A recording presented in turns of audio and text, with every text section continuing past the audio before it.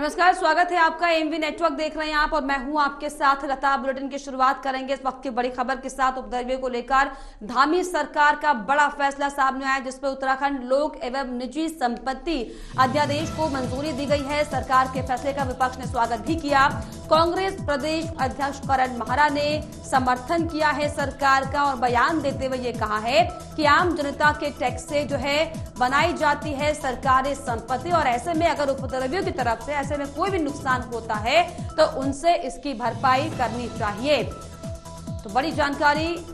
हल्द्वानी के बाद बनभूलपुरा में दरअसल हुई दंगाई घटना के बाद अब धामी सरकार ने दंगाइयों के प्रति सख्त रुख अपनाया है। मुख्यमंत्री पुष्कर सिंह धामी की अध्यक्षता में दरअसल कैबिनेट की बैठक हुई, जिसमें उत्तराखंड लोक एवं निजी संपत्ति अध्यादेश को कैबिनेट से मंजूरी मिल गई है, जिसके तहत दंगों के दौरान सरकारी और निजी संपत्ति का नुकसान करने वाले दंगाइयों से अब जो है इसकी भरपाई भी कराई जाएगी।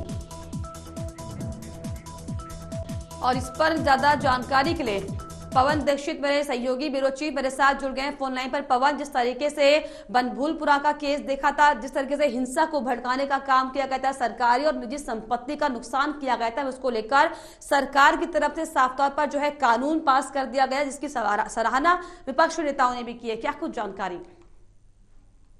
बिल्कुल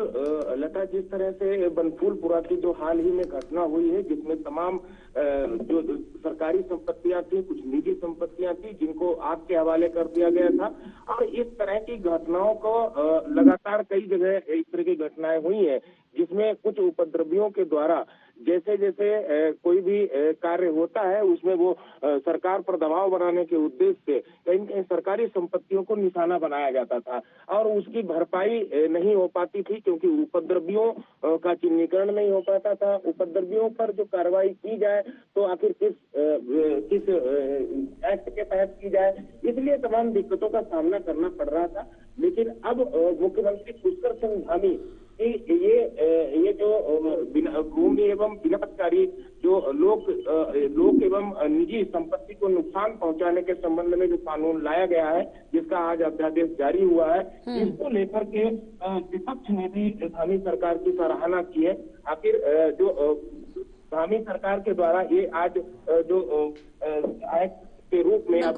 ऐसे में पवन, लोकतंत्र की खूबसूरती का भी जो है नजारा दिखा है, क्योंकि बहुत कम ही बार ऐसा होता है कि सरकार के किसी फैसलों से विपक्ष खुश दिखे, और ऐसे में करण माहरा ने साफ तौर पर जो है इससे इत्तेफाक रखते हुए कहा कि ये बिल्कुल जरूरी है, अगर कोई भी उपद्रवी सरकारी या निजी संपत्ति का नुकसान करता है तो उनके ही द्वारा दरअसल भरपाई भी होनी चाहिए।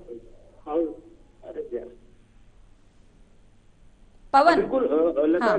बिल्कुल लता, जिस तरह से आज मुख्यमंत्री पुष्कर सिंह धामी की अध्यक्षता में जो मंत्रिपरिषद की बैठक संपन्न हुई है, इस बैठक के दौरान